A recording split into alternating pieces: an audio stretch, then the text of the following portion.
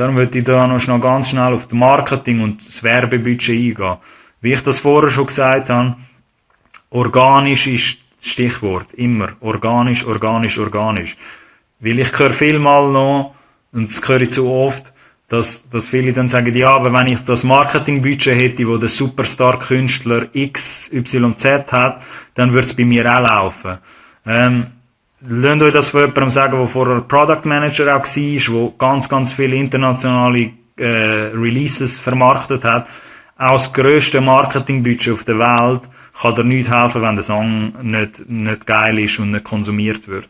Sprich, du musst es schon irgendwie selber schaffen, dass der Song organisch konsumiert wird, weil sonst macht irgendwie ein Werbebudget, ein Marketingbudget überhaupt gar keinen Sinn.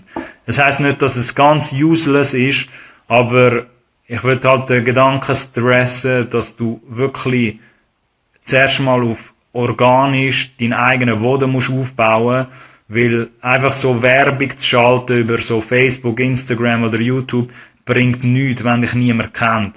Und überhaupt, auch wenn man dort nicht einen höheren Bekanntheitsgrad hat, würde ich wirklich auch die Finger von dem lassen. Also für Newcomer oder Leute, die gar nicht etabliert sind, ist das Geld wirklich irgendwo anders viel besser aufgehoben als in so digitalen Ads.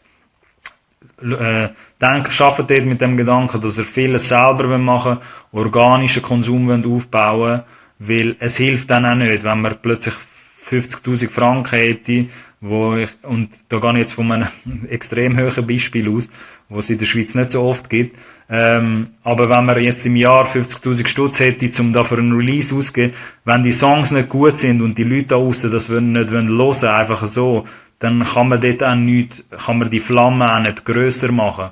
Weil wenn gar keine Flamme erst da ist, dann nützt dir auch das Marketingbudget nichts.